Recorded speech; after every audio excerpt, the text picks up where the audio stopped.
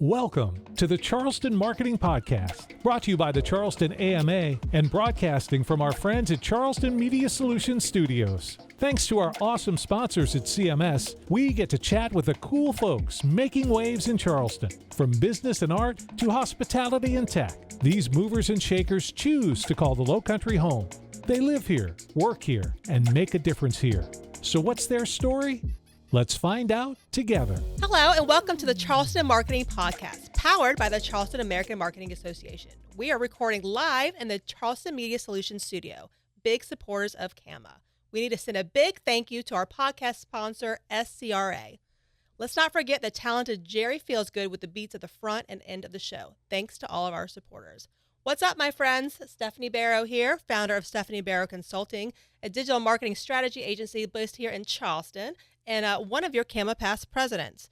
I am joined by my friend and fellow board member, Tom. Say what's up. Hey, how are you? Tom Kepler, ChooseObsidian.com, Obsidian coaching, comms, and consulting. That's a lot. That's a lot. You got a lot I do going a on. lot. Now, are you going to introduce our friend? Yes. Everybody, this is Ryan Stasik from Umphrey's McGee. In case you're not familiar with Umphrey's McGee, they are an excellent, excellent band. Ryan, introduce yourself. Well, my name is Ryan Stasik. Probably don't know me, but here I am. Let's have some fun. I love it. I That's love great. it. I'm all about the music scene, and especially the music scene here in Charleston, so we're really excited to have you here. Yeah, Nice. Honored. absolutely. All right, so tell us a little bit about your band and how you got started.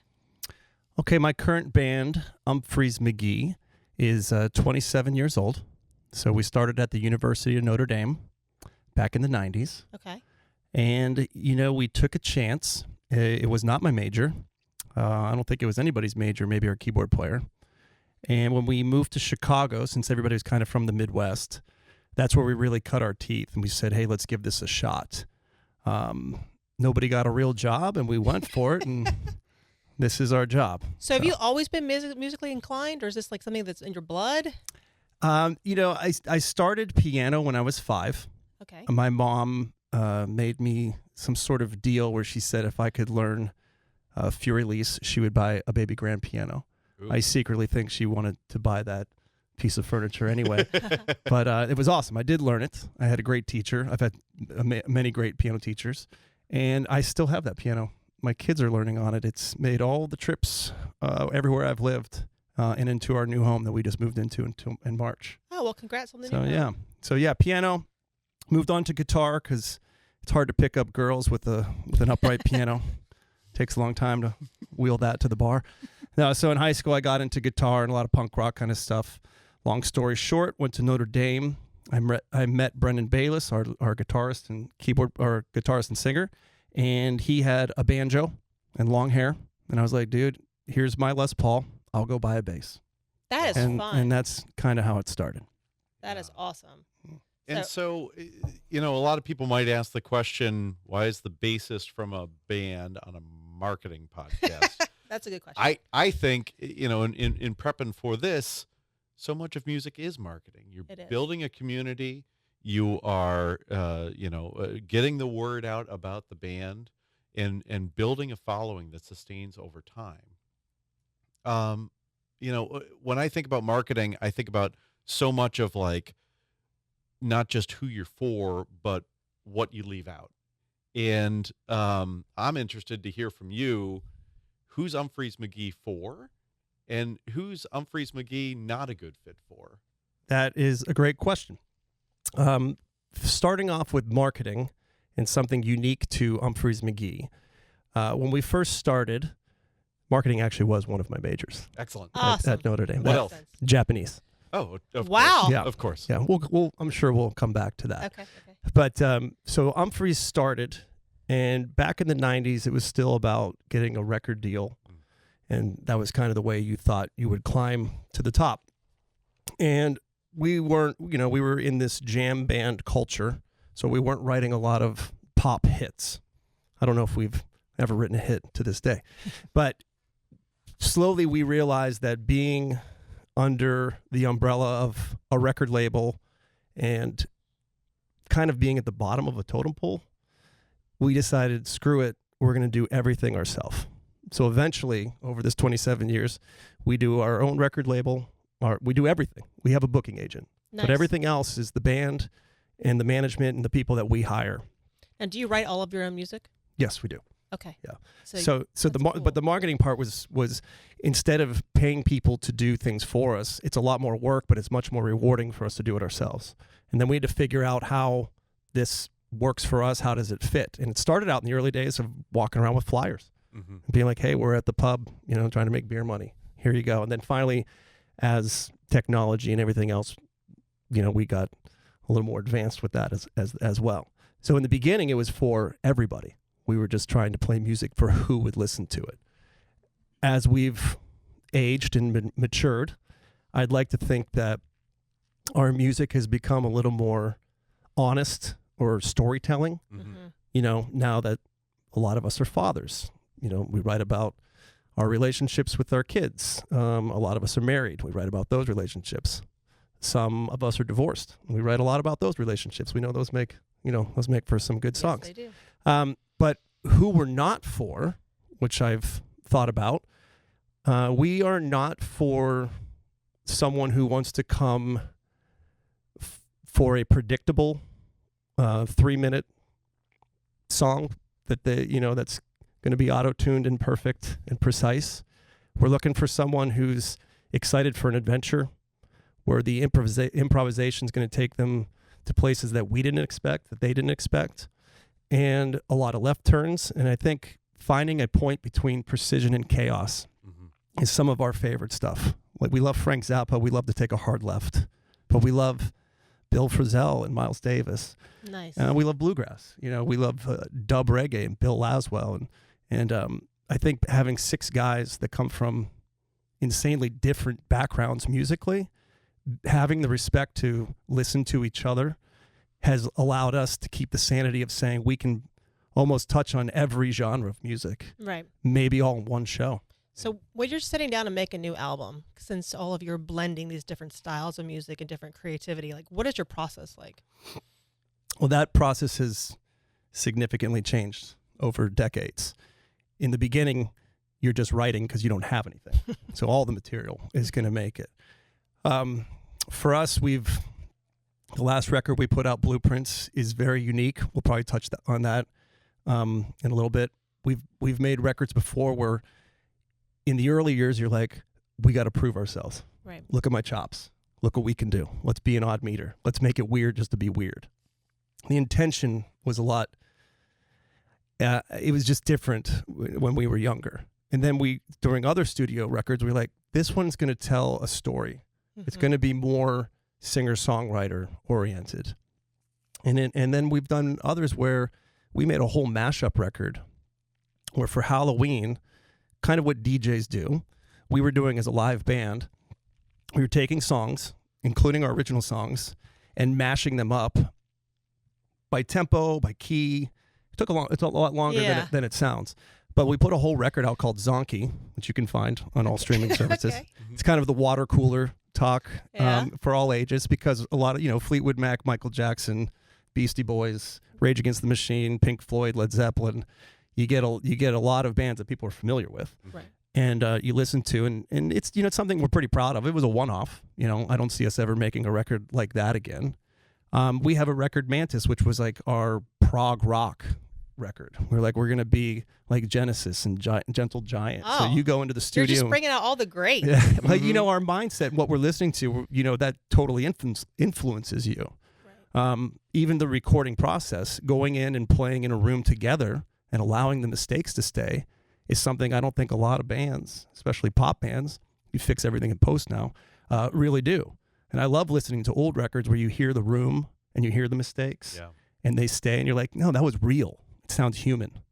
Right. And not to say that things don't sound human now, but with AI and with auto-tune and with fixing everything on the computer afterwards, or even writing songs without ever playing anything, it's hard not to sound, perfect. So there's a lot of intent going in behind maybe a track, maybe an album, depending on the situation.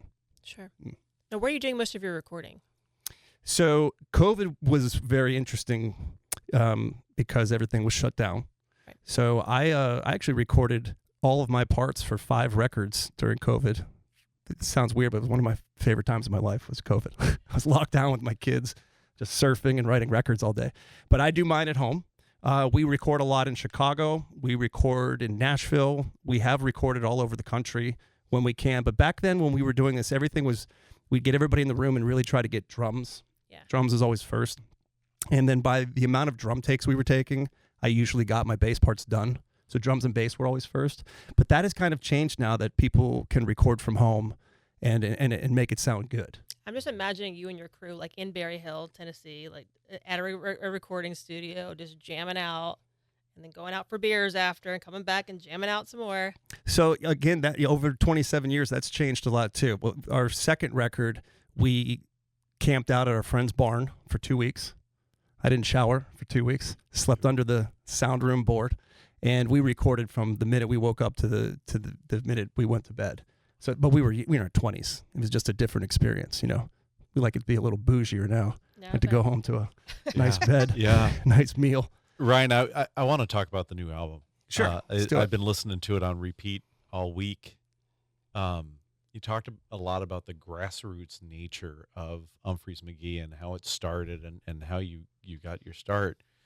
It sounds like the way this album was put together is very grassroots, and I'd love to hear the origin story of this album. Yeah, this album is called Blueprints. It just came out maybe a month or two ago. Yeah. It's fairly new.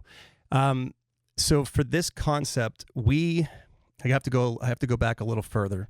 Umphrey's McGee has been putting on a yearly event called Bowl, which is, you know, we're kind of sports fanatics. Okay. So this is a very unique, very fan-focused experience. I don't even call it a concert. I call it an experience where fans are really involved in what we do, whether it's real-time voting on what we're going to improvise. For example, there's 4 quarters like a Super Bowl. A first quarter could be called an S2. And fans would text in on the screen behind us at the theater, Jamaican Sunrise. And we would look at each other and we would start improvising what that would sound like. And then somebody else would text in. And this is real, like the fans that are at the experience are doing this. So they're controlling us and we're making the music for them. A second set could be the fans voted, if they had tickets, on what their favorite movies were or movie scenes. And then when the movie scene came on, we would improvise a movie score to it. So it's a lot of improvisational work. It's crazy amount of brain work for us, but it's super rewarding and fun to have this interaction with fans live, to be able to dictate and almost control what the experience is going to be. So from all of those improvisations, we've been recording our music for 20 plus years. Our fans went back and voted on some of their favorite melodies or jams, and they sent them to us. And then we call these Legos. So we took these Legos and got, you know, little Knights of the Round Table meeting and said, hey, how do we construct these into songs? And good songs, hopefully. But in the jam band world, these songs, or even in the progressive rock world, tend to go from 12 to like 25 minutes. Yeah, they're long. Yeah, so lots of parts, lots of things. And the key to that for us is how do we make that interesting? Yeah. How do we keep people's attention and make the composition have taste? You know, especially as a bass player, sometimes very simple parts can go a long way. Excuse me, with the amount of, you know, 2 lead guitarists and a synthesizer player, there's a lot of notes. Sure. So these songs basically were Legos that they voted on that we constructed together, and then we performed these live at the Metro, the 3rd floor of the Metro. There's a secret room up top that we turned into. We sold tickets for 100 people to come. Metro Club in Chicago. Yes, Chicago. but above the venue. Like Guns N' Roses used to do some of their recording back in I think for Use Your Illusion 1 and 2 in this Nice. room, which was really cool because that's one of my favorite bands ever to be in that room and be like, whoa, Axl and Slash and Duff were in here. So, so we recorded those, and then our sound man, big shout out to Chris Erickson and Greg Majors, making this live sound sonically, you know, you enjoyed it. I hope. Yeah. It's a sonic Yeah. masterpiece, in my opinion. And we were talking just before the show. I've been listening to it as background music. Yeah. And that is not the thing to do No, with your band. definitely not. that would also fall under the category of who we're not for. Good. You Yeah. know, because I feel like it's there's a lot going on, which also allows you to go back and listen again, for other parts. And then when we released this, our goal was to put it, the tracks as Legos, as they were voted on and as they were constructed together, so people could actually hear. And if they want to like nerd out and deep dive, they can go to our nugs.net app and listen to the show from 2004, where Brendan came up with the melody for Unevolved or however it happened. And furthermore, we as a band and our management decided on the artwork, how we're going to release it. How I think Brendan's niece did the actual blueprint drawings. I was going to ask you because the art on your website is killer. Yeah, she gave her pictures of our actual pedals on our pedal board. For the bass nerds out there, one of my pedals is the Osiris filter, which is Phil Lesch's Moon bass or Mission bass from the 70s, where he actually has all these onboard filters. They made an off-board pedal, and one of them you can see it on the vinyl. You can really see it, or even I think on the CD, it's in the artwork. But we used our pedals and did the graphics and everything to kind of complete the theme of the Legos and everything moving along and how it all came together. Pretty proud of it. That's great. I don't usually listen to our records once you made them. It's like you go and you spend 9 months to a year making these things, and all of a sudden you just never listen to it again. No. Give it a listen. Don't listen to it as background music. I was doing a deep dive on you've done like a lot of shows. How many shows? In the Cal Ripken area, like 3,000 shows. That's amazing. Yeah. Only missed one. And it's fun to see the imagery over the years. Some cool mustaches were my being personal rocked. I like to try it all. Yep. Nope. 9-inch blue mohawk, maybe a Salvador Dali mustache. Almost got it to the eyebrows one year. I can see that. Yeah. I've always been that person since I was 5. My mom definitely pushed don't care what anybody else thinks, and would buy me some weird stuff, and I would rock it with confidence. Now I bet your daughters are rocking their lives with confidence. I just want them to wear what they think is cool. Yeah. I'm not going to force it on them, but No, but your art, getting back to the marketing aspect of things, your art is really well done. The salt, like everyone needs to check out your website first of all, but the rock and roll fingers and the sand and all the things. Who's coming up with these concepts? So a big shout out to our management, Vince Iwinski and Kevin Browning. Okay. They've again, Umphrey's has always done things a little differently in that grassroots area. We hired our friends. I don't recommend to all businesses to hire your friends. No, it's definitely worked out, and we're very close in that way where we communicate. And there's a lot of moving parts. Like our management's involved, the band is heavily involved. The people who do our actual merch, that's a different group. The people who run our posters is a different group. The people who do the artwork for these announcements and the website.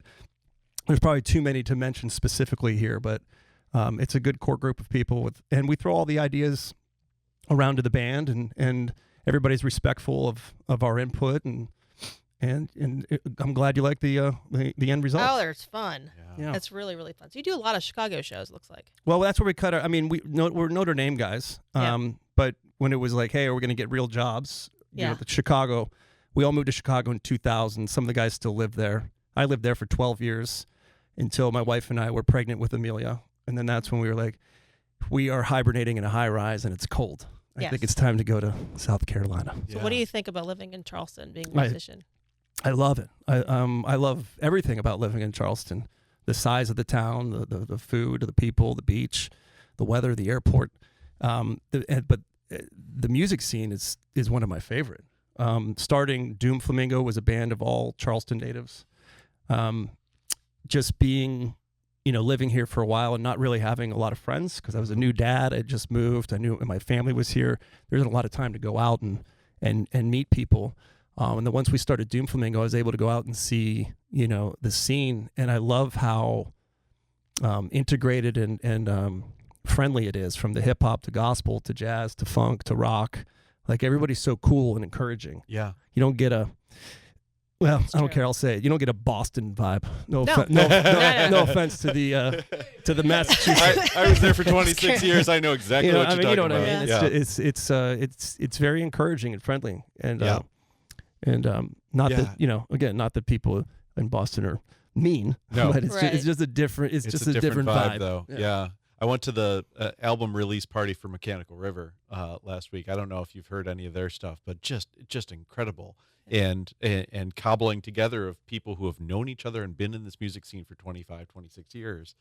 It's just incredible. And the Poorhouse seems to be the epicenter of all of it. Big shout Poorhouse out Shout out to the Poorhouse. Yeah. Have you done anything with So Far Sounds? If I have, I apologize that I don't No, remember. it's an organization here in Charleston that brings about musicians to like secret locations about once a month. It's really cool. You should contact them. You don't know the location of the venue until the day of the event. So Right. You sign buy up in tickets advance. and you That's don't cool. even know who's going to be performing. Right. Now, Doom Flamingo, unfortunately, I was on the road with Umphrey's, did Sugar Shack. Yeah. Is that similar, or I is that think- people come to a venue they don't know who the band's going to be? That too. That too. They don't know the venue Yeah. and they don't know the band. Oh, cool. It's really neat. I love the music community. I work I with like the marketing angle from that. You Isn't know? it neat? It's Yeah. the And it's the actually a mystery. worldwide thing. So if you're like, say I'm traveling to New York, I could buy tickets for one of their events. It's a worldwide thing. So you should check it out. I will check that out. Yeah. Cool. I work with the North Charleston Pops, which is like the Pops Orchestra for North Charleston. And we're doing like an 80s and 90s night coming up in March. Like I feel like you would be perfect for that. Fun. Yeah. It's so fun. I'll go on record saying this too, because it's between 80s and 90s. But if I had, when somebody says you have to pick a decade of your favorite music, it's tough because I was born in '76, so Right. the '90s is very influential to Oh me. yeah. But I'm gonna lock in my final answer and say it's the '80s. Yeah. Yeah. Appetite for Destruction was a huge 88, album for you, 89, right? yeah. It was, big yeah. influence. That was okay. So I grew up in Pittsburgh. My whole family bleed black and gold. I still bleed black and gold. If you cut me here, it'd be black and gold blood everywhere. But my dad got a job in '88 in Michigan, so we were like the only family to move 6 hours northwest, and those are formidable years, 12 to 18. I mean, that's middle school. I didn't know anybody. It's kind of when I got into guitar because the upright piano was hard to move around. Still kept taking piano lessons, and then 18, and then it was time to go to college. So. Living up in the Midwest was I didn't have any cousins and other people influencing what I was listening to musically. And I'll never forget the first day I went into school. I still talk to him. He lives in Bali now, but my friend Sean Rowe, he's like, "Hey, you're the new kid." And I was like, "Yeah." And he's like, "You're my friend." He gave me a Dragonlance like fantasy book, which I read. Still loved the Dungeons and Dragons stuff back when I was 12. And then he gave me an Appetite for Destruction cassette tape. And I was like, whoa. And I listened to it and it just had danger in it. You know? Yeah. And that really resonated with me at that time. Yeah. Because I didn't know anybody. It was a new place. Back in Pittsburgh, I was influenced by what my parents listened to. And in the car, my mom always had on Sade or Luther Vandross, Hall & Oates, like R&B, just really good bass playing. And I wasn't even a bass player yet. I didn't even know what I was listening to, stuff back then. But then when you get to your teenage years and you're like, oh, I get to pick the stuff that my parents aren't aware of. Right. Gravitate toward danger. Right. Yeah. And like that's when the metal world entered for me. Hockey. Started playing hockey and listening to heavy metal. Yeah. Gosh, I can Yeah, see you get out doing that this aggression. with with the mohawk and stuff that Yeah. I saw online. That's amazing. So what's next for you guys? You're going to just be a band forever? That's a good question. Maybe I'll come back in 5 years. I would love that for tell you. I don't know if we're going to be a band forever. I'd like to be. There's no stopping right now. Yeah. I have my own, as far as marketing, this goes to marketing too. I started my own Basic Stasik line. Okay. So I have a website there, basicstasik.com. I sell, merchandise, hats, Cool. jackets, things like that. All the other bands I'm involved with, like teaching lessons, which is interesting too, how even marketing has evolved for a musician. Being able to have access to musicians. I think the pandemic reshaped a lot of that for a lot of people too, because being isolated, especially in a lot of the bigger cities, obviously I didn't have an income. So I started teaching lessons, but then I realized that not a lot of people play bass. And people didn't really want to learn bass. They just wanted to talk about music or talk about bass. So I would say like 60% of my lessons were not even for bass. They were just tequila and conversation. There you go. We're doing this over Zoom? Yes. Yep. Yeah, Zoom, I think Zoom was peaking in 2020. But, as marketing, as a musician, how do you market yourself when you don't have a gig? Right. when you don't have a job. You know, you got to create fun ways to either make revenue and make it fun for people, make people talk about you, make your band stay relevant. Right. You know. But you've been a bassist for lots of bands over the years. I have been in several projects. A lot of my projects took a hiatus in 2025, which was, I think, good for everyone. A lot of moving parts. Like I have a kind of like a punk metal band called Death Kings, and we're getting back together in 2026. Awesome. We got a new drummer. Great. New gigs. Doom Flamingo taking a break, but there's talk of getting back together in 2026 and doing some shows. Nice. And check out that band if you haven't. That's a little sexier side of the music that we make, you know. And Umphrey's is obviously going to keep trudging along. Right. I also have another band called the Omega Moose, but that's all improvised music from the 80s. You got a lot going on. Yeah. That's a You know, lot. when your brain like is all over the place, it's fun to jump into these type of projects and, you know, just let out. You've got the aggression and chaos in the metal. You got the sexier vibes with the I'm just envisioning the you on Sunset storytelling in the with Viper Umphrey's. room, like wearing all black with your mohawk. Yeah, that was a time. It was a time. That was a time. The Viper room was good times. What's the key to staying together? You as a band, you've been together for what, 27 years? You've described it as a brotherhood in other interviews. Some, plenty of people describe it as a marriage. How do you keep things fresh? How do you stay together? Well, this is the therapy portion of the There you go. podcast. Welcome. I mean, it's going to sound cliche, but it just comes down to the basics: honesty and open communication. Yeah. And then, being able to take a punch, especially with your brothers. Like, you can't have thick skin. You got to be able to lay into each other. At least that's the way we roll. When mistakes happen, be cool about it. Mm-hmm. Like even in the improv comedy world, like the yes and, every night 40% at least of our shows, 3-hour shows, are completely improvised. Yeah. If you don't like what somebody else is doing, you can't be the jerk who like, I'm not gonna. Just stop playing. Yeah, I mean nobody wants to pay money to come see that. So we've programmed ourselves to be open to, no matter what happens, even if it's not what you thought or where it should go, be cool about that. Very yes and about you. Yeah. And over the years, we've learned that you need to talk about it, but sometimes you shouldn't talk about it, like right after. Let a day pass and then have a group listening and be like, what were you thinking here? Like, I don't know if this works. And I can get specific, like our keyboard. I mean, there's six band members up there. Yeah. Sometimes Joel, our great keyboard player, can take a punch. There's times where, depending on what pedal you're playing, if I start playing an octave pedal or something that's lower or an envelope filter, sometimes we like, oh, I can do that too. And it doesn't always work for the song. And then we can have a conversation about it. I'll be like, hey man, if I'm going on this low octave pedal stuff, you should do longer note stuff on the synth. Okay, that's a good idea. Yeah. Instead of being like, well, screw you, dude. Well, and then you get into stupid fights. Yeah. Right. So we've really learned to be able to talk about it. Don't bury it down, because then the Tom Petty comes out. You start getting mad about, someone starts brushing their teeth in the shuttle bus and you're like, I hate you. You got to avoid that stuff. And it's, catching up with each other or like I said, like walking away from things. Yeah. Sometimes the best part of when you're on the road with 6 dudes or 12 dudes as we are, when we go back home to our families, I don't want to talk to any of them. Right. They don't want to talk to me, to have that balance. And I'm sure after 6 days, my wife's like, go. Yeah. So there's that nice balance for even home life. Yeah. So that's all part of being a musician on the road.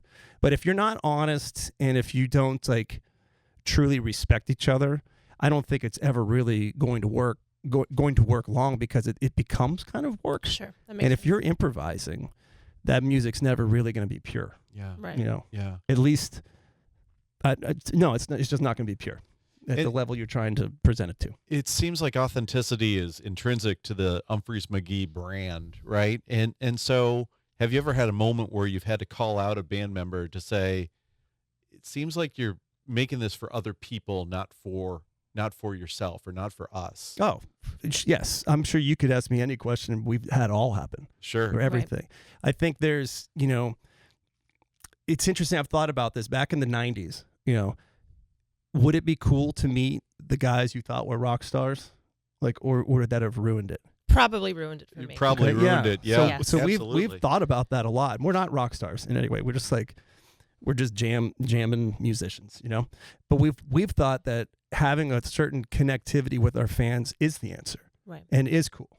Come to the show where there's a bowling alley and do a raffle, and we'll bowl with you and we'll hang out. That's Now, awesome. would I have liked to bowl with Trent Reznor in '99? Yeah, it probably would have been cool. You know, Right.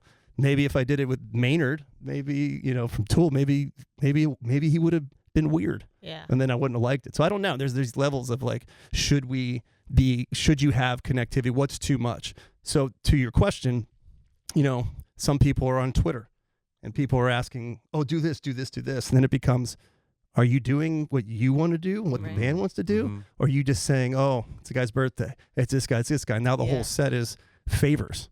Yeah. And it's like, wait a second, where's the integrity of like, I do this because I want to do it. So you have to have a balance. Right. And again, that just Bet comes you've to had being able to some talk about it. really Yeah. crazy You know. super fan encounters over the years. Oh, for sure. Sure. I think everybody has.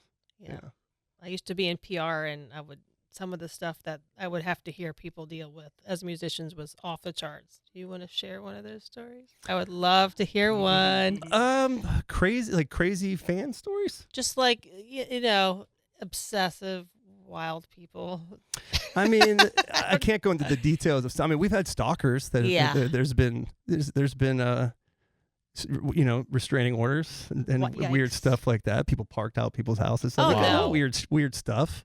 At shows, some naked people. Oh. Some beers thrown, breaking gear. Just normal rock and roll stuff. Okay. Yeah. That sounds so if I go to one of your concerts, I should expect to see, some, I wouldn't say that. I Maybe would as a- promote nudity, but I wouldn't. I wouldn't guarantee You wouldn't turn it that. down either. wouldn't but turn I'm it down. with, I don't know if you. I don't know. I think it's pretty normal. But I mean, 27 years. A lot of stuff happens. that's Yeah. so fun. Yeah. No, what's your ideal venue to play here in Charleston? Is it the Poorhouse? In Charleston, I mean, Poorhouse is family. It's great, but Yeah. being out on the beach at the Windjammer, Oh, I love the Windjammer. yeah, great and then stage. 7 to 9:30, like Yeah. when you have kids. Yeah. Yeah. I love You that tell me place I could be home at in North 10:30? I sing Charleston, too. karaoke at the Windjammer from Yeah. time to time on Wednesday nights. It's Ooh, the inside you should stage. call me. I love Yeah. karaoke. Yeah. I'll Oh go yeah, with you. let's do it. Yeah, I love it. Let's I'd love go. to. Let's go. I love the venue in North Charleston too. Outside, like it was with all the land. Why can't I think of it right now? Firefly. Firefly. Yeah. Firefly. Yeah. was still And really Great good. a big shout out to Charleston too, because a lot of, when you would look on a map, it was like, okay, Charlotte, Atlanta, maybe Jacksonville, Mm-hmm. but they're getting a lot of bigger acts that are pausing and coming to Charleston, which is, I think, really cool. When I left Chicago, the weirdest thing for me after spending 12 years in a huge U.S. city and being a sports fan was there's like 6 teams. So I always go to a pro sport game. And then every night of the week till 4 a.m, I can find any genre of music and any concert and everything to go see. Right. And then when I came to Charleston, I was like, whoa, there's no professional sports teams. No, big shout out to Stingrays and River Dogs. Big Yep. love for that. But Sure. like there's no on the pro circuit. And then music-wise, having, on that level, Right. like there is in New York or Chicago, was a little bit different because I didn't have kids yet. So I would go out a lot. I'd be like, okay, look what's playing. There's punk rock band at the House of Blues. Oh, the Metro's having That's this crazy DJ that nobody's heard of in the basement. That is my biggest complaint about Charleston. I love the music scene, but I feel like it's ticketed advance through Ticketmaster way in advance. Like I can't walk into the Troubadour or or any of those places and spend $15 on a ticket and hear somebody whenever I want. Right. Yeah, but I don't think this city was built for that. Well, if I win the lottery, Yeah. that's my number one goal is Yeah. to have a place like that. I'm rooting for you, Stephanie. Yeah. Thanks. 'Cause You bet. My husband hears this complaint every week. I'm like, I just want to go hear a band. Yeah. It's like everything's Yeah. sold out. I'm like, well, I didn't think about it until right now. Chicago, Austin, Philly, New Yeah. Orleans, if you could build the one thing here that could bring that vibe, I'm all for it. But I just don't know if this city is that. Yeah. Yeah. It Or might not maybe, be. Not, yeah. Well, we would all be there, so Yeah. that's what counts. Well, I'm very excited for you, and it's crazy that you've been having this career for this long. That's very, very impressive. Oh. You're the 1%. Am I? All right. You are. 47,000 live songs according to your website. We do keep a lot of stats. 3,000. I love the stats. I'm a Yeah. stat nerd. Yeah. Did you collect baseball cards? Yeah, I Yeah, sure did. Yeah. So 3,000 shows almost. 47,000 live songs. Yeah. Yeah. Do you have Yeah. a favorite? So there's not there's moments that Yeah. I certainly remember. I mean, we played Fuji Rock in 2006 and playing to, like 20,000 Japanese people who can't speak English, but they're singing the words. That's amazing. You're like, that's kind of mind blowing. Yeah. We used to do Amsterdam every other year in the mid 2000s, which was just traveling to Europe, during those shows. But here in the United States, Red Rocks it never gets old. Yeah. Going there, looking up, and it's just that's the number one venue on my bucket list. Is Red Rocks. Yeah, you need to go. Yeah, sure. I've done Hollywood Bowl and all of those, but yeah, I mean, we did CBGB's. CBGB's. Wow. Sorry. I saw awesome. somebody sent me a meme or something. It was like, stop wearing CBGB's t-shirts and tell pretty your sure I parents have to one stop in my wearing it too. I didn't realize people were still wearing it, but I was like, am I allowed to wear it if I played it? Yeah. Yeah. I think And who's absolutely. making- You've got who's making permission. these rules? Yeah. I was I so love to bummed break when rules. that venue closed up. Yeah, everything, it happens. Chicago had a lot of legendary venues turn over. The Double Door was a lot of great Right. bands were there, and just part of life, I guess. Yep. Yeah. Okay. Well, CBGB's. That was awesome. Mm. Well, I'm very excited for you. Now, where can people hear you? Do you have any gigs coming up anytime soon? I have 2 gigs in 2025 in Indianapolis. Okay. We're going to be there, and then that wraps it up. We're going to take a nice break until New Year's. I think you pulled up the artwork. We're doing 2 shows for New Year's in Atlanta at the Fun. Tabernacle. Oh, And that's then- a great Fantastic. venue. And because of the way the calendar has fallen, we are going to play the Salt Shed in cold Chicago, indoors, of course, on that Friday and Saturday. Fun. And then it begins. Our band always hits hard January through May. So ski seasons, luckily some of us ski. So we got Aspen, Bozeman, Colorado, Utah, the Northeast. And then I think yesterday we just announced that we're doing a gig in Mexico with like 4 other bands, Nice. which is a 4-day event. Fantastic. And it's all the bands, the Omega Moose, the Death Kings, all the side project bands. Oh, you're going to be playing Yeah. constantly. So much Yeah, fun. which is great because you're in paradise. You're all inclusive. life. Everybody's having a great time and Spectacular. just get to Yeah. make a ton of music with a lot of your friends, and That's great. yeah, so that's fun. And then after that, we'll see. Not Hopefully ready, a not show ready in to hang it up Charleston. yet. Yeah, Yeah, so- hopefully Charleston. Yeah. Usually we wait for it to warm up. Yeah. That would make sense. Yeah. Yeah. Well, we'll all be there. Play something outdoors. Yeah. That's awesome. Yeah. Well, Yeah. thank you so much for being here with us Oh, today. thank you for asking. I'm going to be jamming out on the way home, which is very exciting. So how can everybody hear about you? Give your shout outs. So if you're looking for me, Ryan Stasik, it's just my name. Very easy to find. Umpphreys.com. On umpphreys.com, pretty much everything's there. There's a link to all the tour dates, the merchandise, upcoming events, nugs.net, where we record every live show. Okay. Some of them are live videos. I know we were just in Brooklyn for 3 nights, and all of those were posted, or live shot video as well. So, ask ChatGPT or Siri. I mean, we're really easy to find. Just give you a quick Google. It's worth the Google. Well, you made a new fan in Tom, so he's very excited. Absolutely. Awesome. I'm in. Welcome to the family. I love it. Awesome. All right, Charleston, thank you for being with us today. Tom, this was fun. Tom. Yes. We need to do this Our again. first together. Let's I know. do it again. I love it. I love it. love We'll it. put it on the books. So thank you for being here with us today. Of course, thank you to Charleston Media Solutions for recording and SCRA for being our podcast sponsor, our official podcast sponsor. And I guess we'll see you next time. Thanks again. Thank you. Thanks, Ryan. Bye, Charleston. Bye.